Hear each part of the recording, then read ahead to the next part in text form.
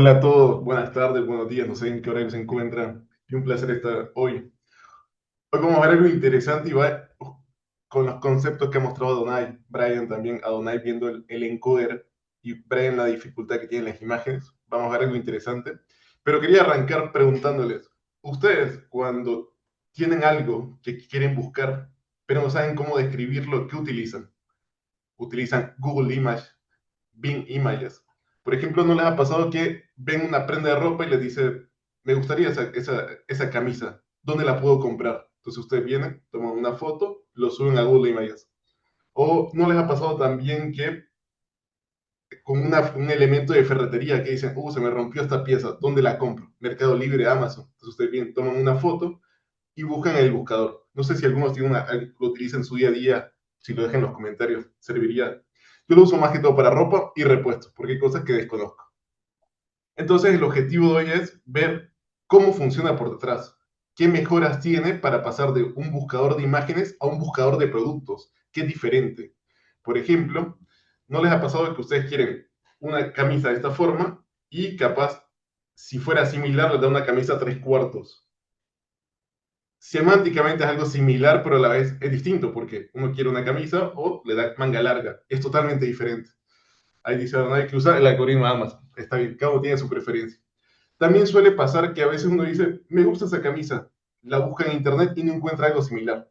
Y suele pasar muchas veces que hay tiendas que no indexan todos sus productos en internet. Entonces, capaz, parte de ese catálogo de productos no está disponible en internet y por eso no lo encuentran. Pero si van a la tienda, justamente está lo que ustedes quieren. Y eso suele pasar. Yo les voy a contar dos experiencias que tuve, porque he trabajado en el retail, en lo que es Latinoamérica, y ir viendo esa evolución. Les voy a compartir la pantalla. Y si tienen preguntas, deténgame y lo vamos viendo. Vamos a ver dónde tengo la pantalla. Acá está. Bien, nosotros lo que queremos hacer es, yo quiero cargar una imagen, un producto, y que me diga cuáles son productos similares. Entonces vamos a ver conceptos como similar a lo que mencionó Donay, es cómo pasar de una imagen a un embedding, a un vector, y después buscarlo en una base de datos. Porque generalmente uno busca una imagen y busca características similares. Y vamos a ir viendo qué pasa con dificultades, tipo lo que mencionaba Brian, que a veces hay dificultades en las imágenes, tipo la resolución, la luz, las sombras, incluso ciertos giros que hacen que el producto cambie totalmente. Si en este momento buscamos tenis, zapatillas, acá, ideal, un producto ideal. Y en este caso, el simple hecho de girarlo ya te altera todo. Y también, como se ha venido hablando de los PLMs, ir viendo qué se espera a futuro. Les voy a mostrar algo que fui creando. Yo me busqué un dataset de productos de imágenes. En este caso tenemos 44.000 productos, son diferentes. Podemos ver acá. Por ejemplo, tenemos imágenes de camisetas. Está más destinado son muy chicas, igual las imágenes. Son de 60 por 80. Para que se hagan una idea, generalmente uno busca la arquitectura de esta forma, que se ve como en grande, pero para nuestro modelo buscamos que sea más simple. Vemos que hay personas vistiendo esa prenda. Entonces, una vez que tenemos esa imagen, en este caso lo extraemos de Kaggle, donde tenemos diferentes productos, gorras, remeras, pantalones, zapatos, y una característica que siempre hay es que por cada imagen siempre tenemos un objeto. Y también vemos posiciones naturales. Ven que siempre vamos a tener imágenes en esta posición. Nunca vamos a tener una camiseta al revés. Es algo interesante de los productos. Y eso les va a pasar, por ejemplo, si ustedes quieren hacer un producto propio, un visual ser para su negocio, si tienen una cartera de productos o catálogo. ¿En qué contexto funciona esto? Porque alguien podría decir, ¿por qué no utilizas el Google Search Images, la API o Amazon API, que todo es una API? ¿Para qué complejizarse tanto? Y es porque en ciertas ocasiones hay tiendas de retail que no publican todos sus productos. Eso es muy común, capaz, tienen un fragmento, pero el resto es local. A mí me pasó que lo hicimos para una tienda de billutería, tenía aritos, aretes, brazaletes, entonces está tan grande el inventario que solo publica los objetos de mayor valor en su página web. Y si vas a la tienda te encontrás con una mayor cantidad de productos. En ese contexto favorece. También hay otros contextos donde lo aplicaba que era para diseño de interiores, que muchas veces uno tiene una cortina, tiene una sábana de cama, y de acuerdo a la posición es como uno lo busca. Entonces hay muchos desafíos. Entonces el objetivo es ver el paso a paso de cómo funciona y después cómo escalarlo a un producto que ustedes pueden utilizar. Es bastante sencillo. Si ustedes han tenido la oportunidad de trabajar con, en este caso, con imágenes, generalmente hablamos de librerías como Tor Vision, que nos va a permitir manipular esas imágenes y convertirlo, así como he mencionado Nike, en un embedding, un vector. Pensemos, para que si les quedó duda de qué representaba un vector o un embedding, piensen que si yo tengo este producto, que en este caso es un tenis, una zapatilla que es color blanco con rojo, piensen que a partir de esta imagen yo lo puedo convertir a características. Por ejemplo, característica color. ¿Qué color sería? Blanco. Característica marca, y en este caso sería Nike. Característica colores secundarios, sería rojo, por ejemplo. Y así vamos agregando columnas y características que describan este producto. Pero uno dice, esa es la concepción humana. Hay otros métodos que nos permiten, como el Deep Learning, que lo hace de manera automática. Hace y encasilla columnas con valores numéricos que tienen una representación numérica. Capaz no tiene un sentido conceptual físico, pero sí matemático. Vamos a trabajar con Pillow, Five como una base de datos. Vamos a ir viendo para qué sirve. También vamos a ver ciertas características con Voxel 51, si lo quieren utilizar en vez de esta librería, se puede utilizar. Y algo interesante es que ustedes pueden utilizar una CPU, una GPU. En estos proyectos que trabajé, usualmente lo tenían en centros comerciales y en esos centros comerciales había poca conexión a internet, entonces los clientes preferían que corrieran el dispositivo. Entonces, generalmente nosotros teníamos una tablet o un celular que se lo daba la persona de atención al cliente y te permitía tomar fotos. Y de esa manera podíamos ejecutar este buscador. Era interesante más que todo en el lugar. Por eso, por otro lado, teníamos el servicio en una API. Entonces, uno podría acceder a la página web, cargar sus imágenes y hacer búsquedas. Teníamos esas dos características. Esta característica lo podríamos utilizar tanto de manera local o lo podemos empaquetar en una API. En este caso vamos a trabajar con un dataset de imágenes, que es lo que yo les mostré, que tengo 44.000 imágenes más o menos de diferentes productos. Vamos a ir viendo qué representa estas características. Vamos a ver embeddings. Lo que yo les mencioné, ustedes van a subir una imagen de un producto y obtenemos un embedding, un vector característico. También me interesa saber los nombres, porque con esos nombres yo después puedo ir a buscar la imagen. Puede ser una imagen, nosotros buscamos tanto la imagen como el link. Así cuando el usuario buscaba un producto, yo le podía devolver la imagen de esto es lo que vos estás buscando, compra acá y le damos el link. Y por último, una base de datos. Me interesa guardar toda esa información en una base de datos. En este caso es FAIS. Capaz ustedes lo han escuchado porque FAIS es una base de datos vectorial que ofrece Facebook. Hoy se está utilizando mucho para los LLMs, cuando quieren hacer un RAG, guardar información. Lo mismo con texto, lo estamos haciendo con imágenes. Es el mismo principio. En este caso utilizamos una GPU, podríamos usar una CPU. Esa es la gran característica de este sistema, que con una CPU pueden obtener latencias muy buenas, que sería bueno del orden de 0 a 5 milisegundos de acuerdo a la magnitud de la base de datos.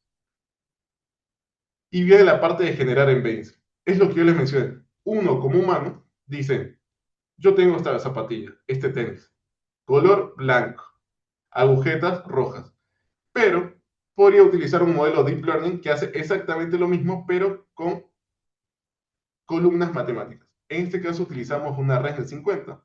Es una arquitectura bastante popular. Y lo que hacemos es sacar la última capa. Generalmente uno tiene una red neuronal y lo que buscamos es clasificar de manera general, pero acá lo que hacemos es quedarnos con ese vector característico, es decir, a tal imagen corresponde un vector. Es una cadena de números. Eso es todo. ¿Qué característica tiene esta arquitectura? Que es bastante ligera, es rápida y para los casos de uso en estas dos pruebas que les mencioné, funciona bastante bien. Hay otras alternativas como Mobilinet, BGG, hay muchas más. Pero con esta funciona bastante bien para esta prueba, incluso para esto. Creamos ese modelo y vamos a hacer transformaciones a las imágenes. Así como mencionaba Brian, por ejemplo, que es interesante a veces aplicarle transformaciones, porque a veces tenemos contextos abiertos. Piensen que este tipo de aplicaciones las solía usar un usuario de su casa, Piensen que tomo una foto, ese dispositivo podría ser un iPhone con la última cámara y última resolución versus un celular promedio. Entonces va variando también su resolución.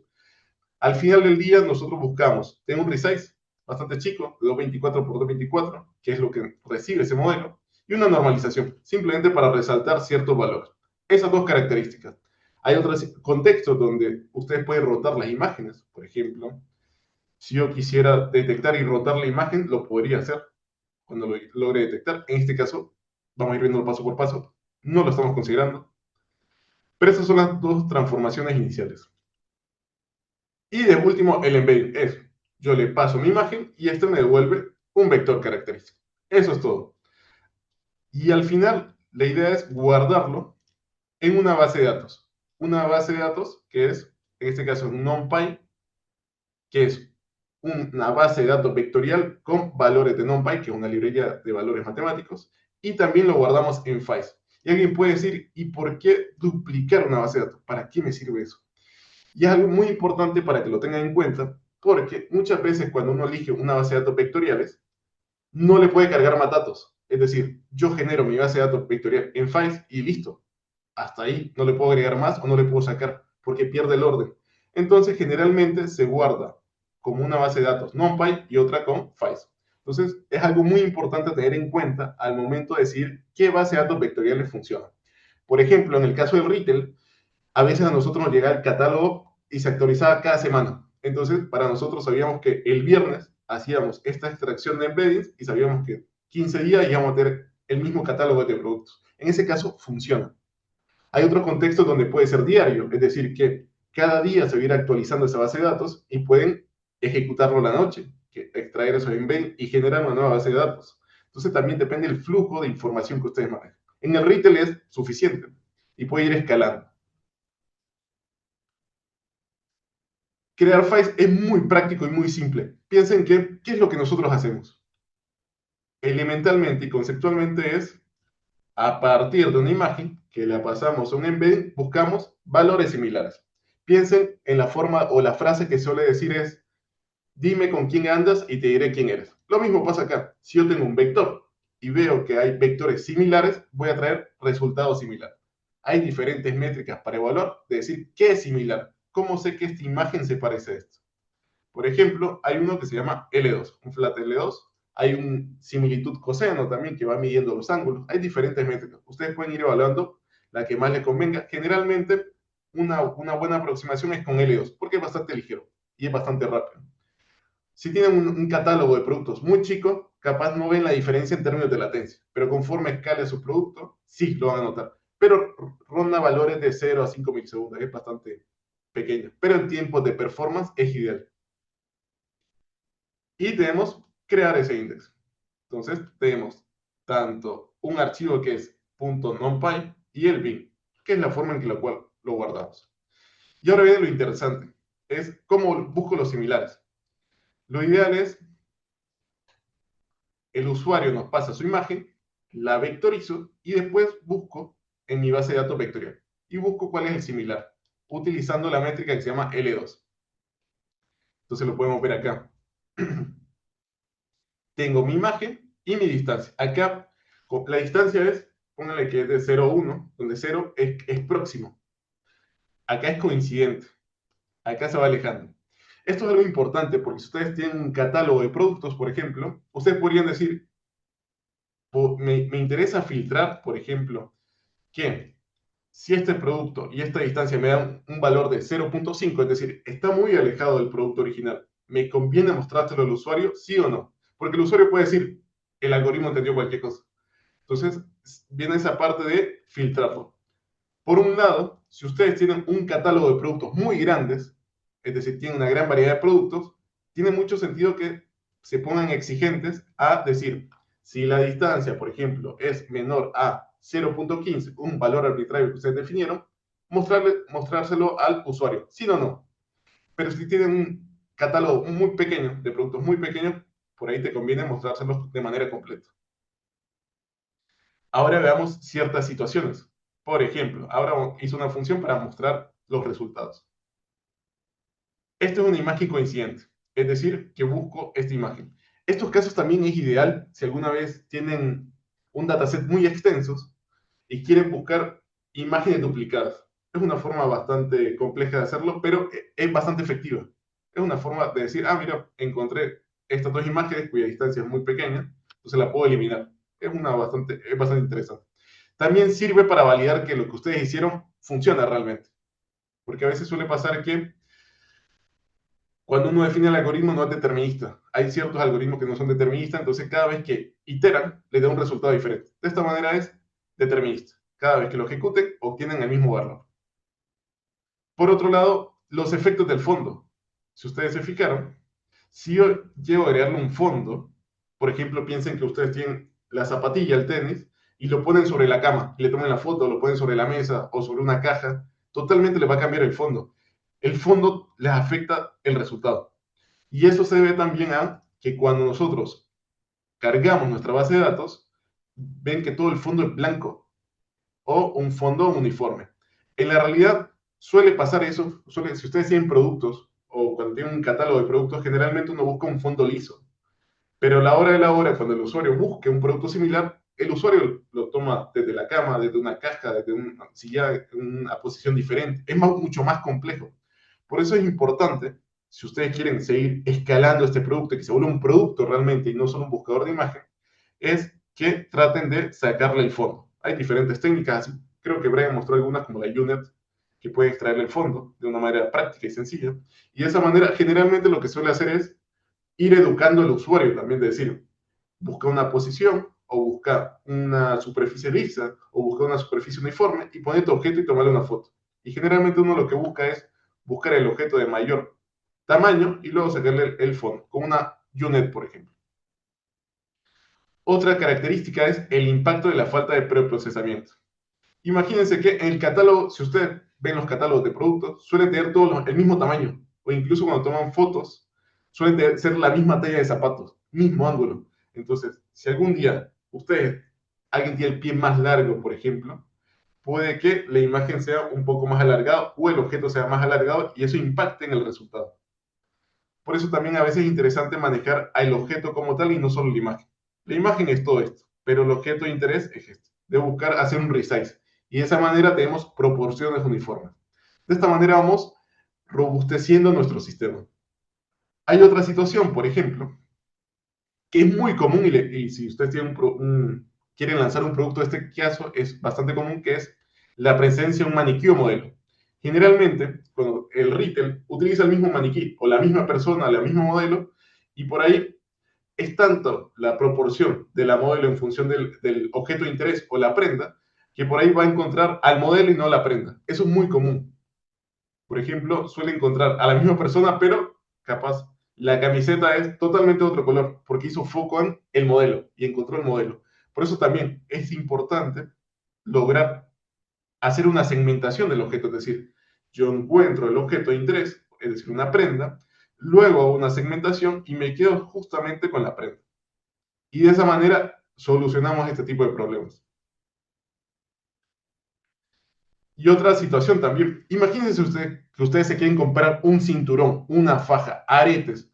Usted dice, ¿en qué posición lo pongo? No creo que cuando le tomen una foto pongan el cinturón de esta manera, que es muy ordenado. No, uno generalmente agarra el cinturón, lo pone y le toma una foto, pero no de esta forma. Y eso también es una complicación que existe en la forma natural de los objetos. Yo, por ejemplo, si tengo el cinturón, pondría de forma alargada y lo pondría y tomaría una foto, no de esta forma. Y de esa manera, si uno buscaría fajas o cinturones, nunca se encontraría con objetos similares, porque están en una posición diferente. Y por último, el impacto de la posición. Es lo que yo les mencioné.